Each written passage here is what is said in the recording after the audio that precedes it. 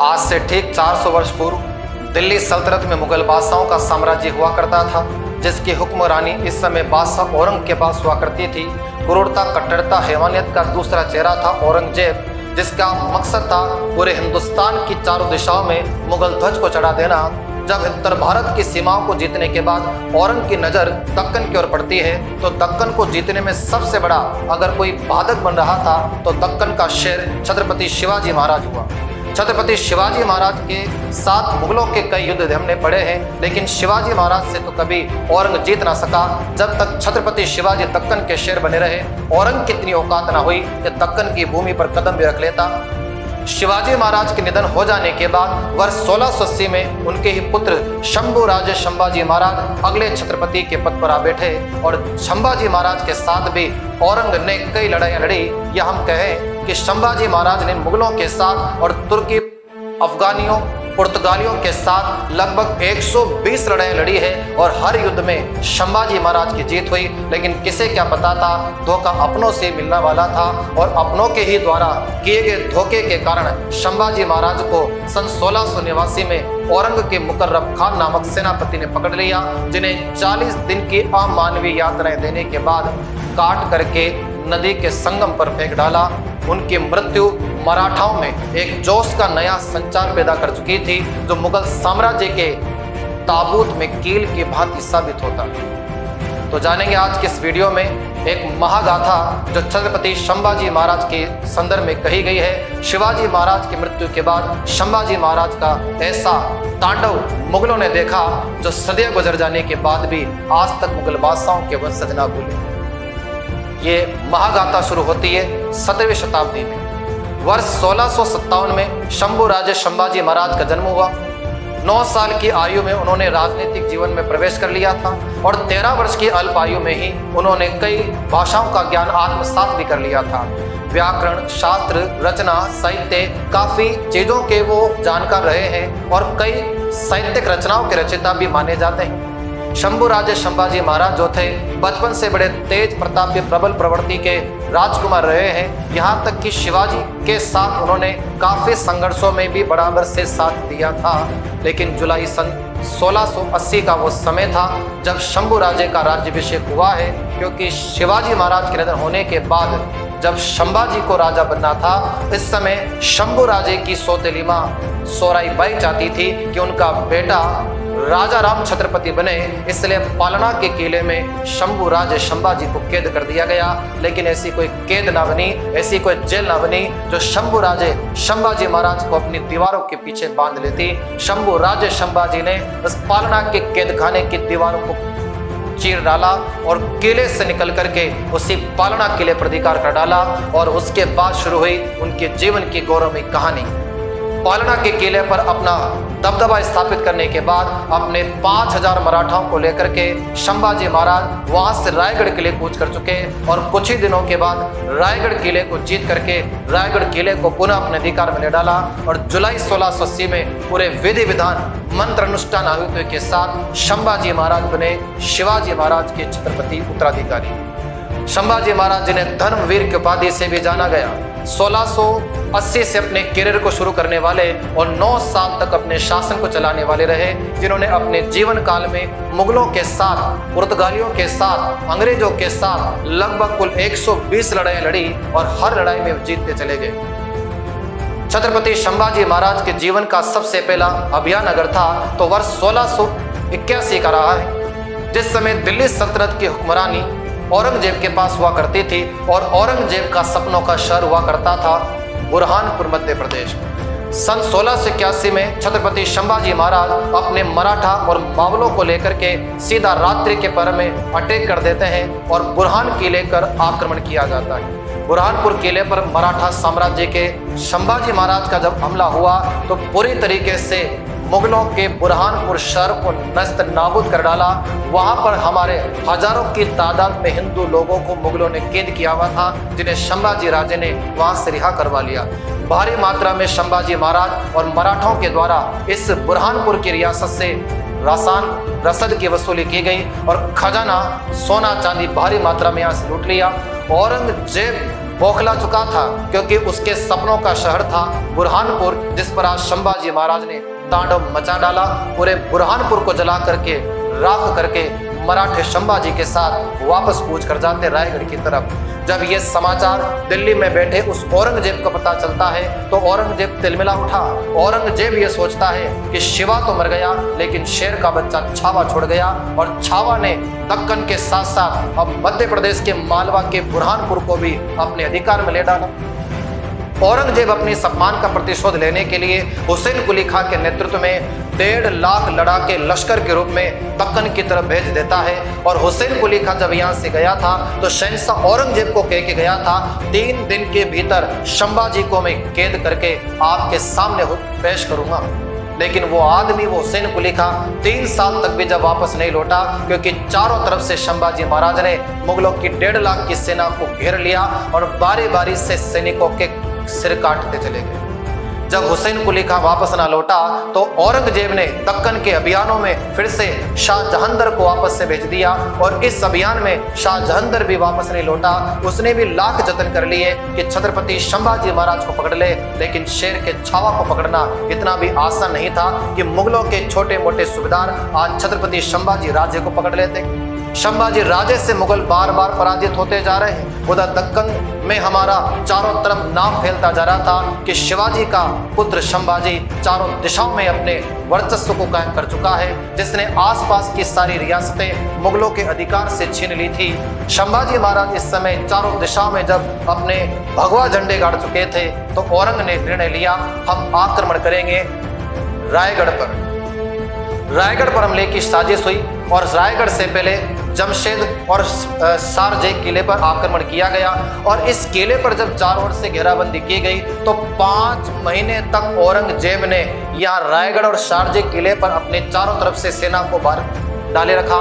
5 महीने तक मुगलों की सेना औरंगजेब के नेतृत्व में जब किले के बाहर अपने पड़ाव पर पड़ी रही, दोनों ओर से भयंकर यहाँ युद्ध चलता रहा। ना औरंगजेब की सेना हमें भेद पा रही थी और ना हम औरंगजेब को। लेकिन 5 महीने की इस लगातार कोशिश के बाद भी जब औरंग इस रायगढ़ को नहीं जीत पाया तो उसने वापस यहाँ से लौटने की कसम ले ली और वापस लौट करके चला गया दिल्ली की ओर। इस समय छत्रपति संभाजी महाराज इस अभियान से बहुत ही ज्यादा भड़के हुए थे कि हमारी राजधानी रायगढ़ पर हमला हुआ। छत्रपति संभाजी महाराज ने अगले निर्णय लिया, हम दिल्ली पर चढ़ाई जरूर करेंगे, लेकिन हम दिल्ली पर चढ़ाई करते उससे पहले औरंगजेब की सेना औरंगजेब के नेतृत्व में एक व्यक्ति को अपनी ओर मिला लेती। वो व्यक्ति था कोई और नहीं, औरंगजेब का निर्णय था कि संभाजी राजे का कोई परिवार का ही व्यक्ति ऐसा हो जो भेदी हो, और वो था गाणो जी। गाणो जी को अपनी ओर मिलाने की साजिश थी, क्योंकि वो सत्ता को पाना चाहते थे जो संभाजी राजे के साले साहब हुआ करते थे। गाणो जी की ओर से औरंगजेब के साथ संधि के प्रस्ताव को स्वीकार कर लिया गया। और जब औरंगजेब ने गाणो जी से उनकी पूरी दिन प्रतिदिन की क्रिया प्रतिक्रिया को जाने रखा, संभाजी महाराज कब रहते, कहाँ जाते, वो सारी एक एक जानकारियां जब औरंगजेब के पास पहुंचाता रहा। और एक वो दिन था जब संगमेश्वर के एक भवन में अपने मराठा और मावलों को संबोधित संभाजी महाराज कर रहे थे। गाणोजी राव की तरफ से औरंगजेब के पास ये समाचार पहुंचा दिया कि महज केवल 500 सैनिकों के साथ संगमेश्वर के भवन में रुके हुए हैं संभाजी महाराज। फिर क्या था, औरंगजेब को मौका मिल गया। मुकर्रम खान के नेतृत्व में मुगलों का बड़ा लश्कर आया और चारों तरफ से संगमेश्वर के उस भवन को घेर लिया गया। सिर्फ एक अपने गाणो जी के धोखेबाजी के कारण मुगलों के मुकर्रम खान ने आखिरकार मराठाओं की सेना को पराजित करके संभाजी महाराज को गिरफ्तार कर लिया। संभाजी महाराज को पकड़ना इतना आसान नहीं था, लेकिन संभाजी महाराज ने लाशों के ढेर बिछा दिए। चारों दिशाओं में जहां देखो वहां मुगलों के शीश और लहूलुहान धड़ नजर आते थे। लेकिन मुकर्रम खान ने अपने पूरे लश्कर के बलबूते लोहे की जंजीरों में संभाजी महाराज को बांध लिया और यहां से बांधने के पश्चात उन्हें ले गए सबसे पहले दिल्ली। जब दिल्ली उनको पेश किया जाना था उस समय उनके साथी कवि कलश भी उनके साथ कैद किए गए और औरंगजेब का मार्ग में ही समाचार मिला है कि दिल्ली नहीं, इन्हें अहमदाबाद के निकट रोक लिया जाए। लेकिन मुकर्रम खान इस समय जब यहाँ से संगमेश्वर से संभाजी को पकड़ के ले जा रहा था। उन्होंने बीजापुर के निकट ही हार मान ली कि संभाजी को यहाँ से वहाँ तक ले जाना यह नामुमकिन सा नजर आ रहा है। इसलिए वो अहमदनगर के निकट ही रुक जाते हैं और अहमदनगर के निकट ही उन्होंने संभाजी महाराज को कैद में रख लिया। औरंगजेब को यहीं पर बुलवाया और औरंगजेब ने यहाँ आकर के संभाजी महाराज को कारागार में ला करके उन्हें 3 शर्तें मानने के लिए मजबूर किया। औरंगजेब ने संभाजी महाराज के सामने 3 शर्तें रखी थी, जिसमें पहली शर्त यह थी संभाजी महाराज अपने संपूर्ण मराठा साम्राज्य को मुगलों को सौंप देगा। शर्त नंबर 2 ये थी, जो भी मुगलों के खजाने को आपने लूटा है वो खजाना कहाँ है, हमें वापस लौटा दिया जाए। और शर्त नंबर 3 थी, आपको इस्लाम कबूल करना होगा। लेकिन संभाजी महाराज ठहरे शिवाजी के पुत्र, आखिरकार स्वराज का एक अंश भी वो देने वाले नहीं थे। 40 दिनों की घोर यातनाएं औरंगजेब की तरफ से छत्रपति संभाजी महाराज और उनके अजीज मित्र कवि कलश को दी गई। पहले 10 दिन की घोर यात्राओं में संभाजी महाराज को गर्म सलाखों से दागा गया। अगले 11 से 20 दिन की यात्राओं में उनके शरीर से उनके नाखून उखाड़ डाले गए। अगले 30 दिन की यात्रा में उनके अंगों को काटना शुरू कर दिया, चाहे उसमें फिर जीभ का काटना हो, बाल का उखाड़ना हो। और फिर जब भी संभाजी महाराज नहीं झुके मुगलों के आगे तो उनके अंग से चमड़ी को छीलना, त्वचा को हटाना शुरू कर दिया और पूरी खाल उधेड़कर गर्म मिर्चियां और नमक उस पर छिड़क डाला गया। लेकिन संभाजी महाराज फिर भी नहीं हिले, संभाजी महाराज फिर भी नहीं झुके कि स्वराज का एक अंश भी नहीं देंगे। इस स्वाभिमान को बनाए रखने के लिए, हिंदू राष्ट्र की रक्षा करने के लिए यह सत्र धारण किए थे और इतने आसानी से हम स्वराज को नहीं छोड़ने वाले। संभाजी महाराज के इस हौसले को देख करके औरंगजेब भी दंग रह गया और उसने अंततः निर्णय लिया कि संभाजी महाराज के शरीर के सभी अंगों को बारी बारी से काट दिया जाए और नदी के किनारे से फेंक दिया जाए। लेकिन औरंगजेब ने संभाजी को अंतिम मृत्यु देने से पहले संभाजी महाराज से कहा था कि इस जंग में जीत संभाजी तेरी हुई, मेरी नहीं। काश अगर संभाजी तेरे जैसा मेरा एक बेटा भी होता तो केवल भारत ही नहीं इस दुनिया पर राज करता औरंगजेब। और औरंगजेब के हुक्मरानों ने, उनके सामंत और सूबेदारों ने संभाजी महाराज को यातनाओं को देने के बाद शरीर के टुकड़े टुकड़े कर डाले और एक नदी के संगम पर फेंक डाले।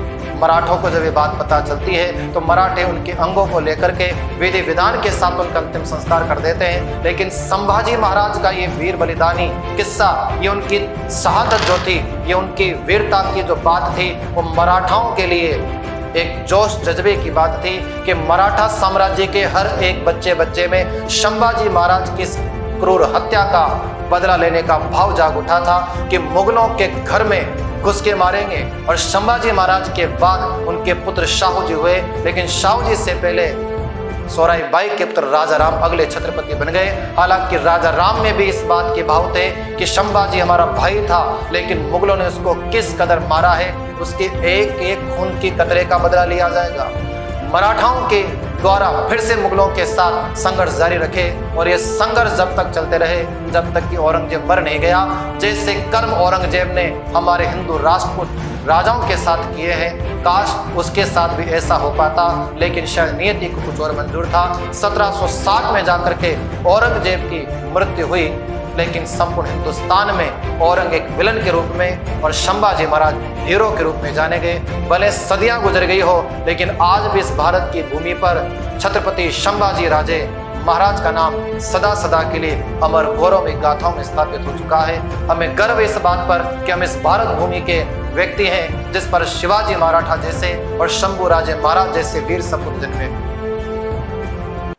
उम्मीद है आपको ये घटना अच्छी लगी होगी कि ये एक सच्चाई थी जो भारत के राजाओं के साथ मुगल बादशाहों के द्वारा की गई है। इसी प्रकार की ऐतिहासिक घटनाओं को हमारे चैनल पर आप लगातार देखना चाहें तो चैनल को सब्सक्राइब जरूर करें और वीडियो को अधिक से अधिक संख्या में लाइक और शेयर करें। यदि शंभू राजे संभाजी महाराज का ये प्रेरणा स्रोत घटना चक्र आपको समझ में आया है तो उनकी शहादत, उनके त्याग, उनके बलिदान और उनके समर्पण के लिए कमेंट बॉक्स में संभाजी महाराज के जयकारे जरूर होने चाहिए। जय राजस्थान, जय भवानी।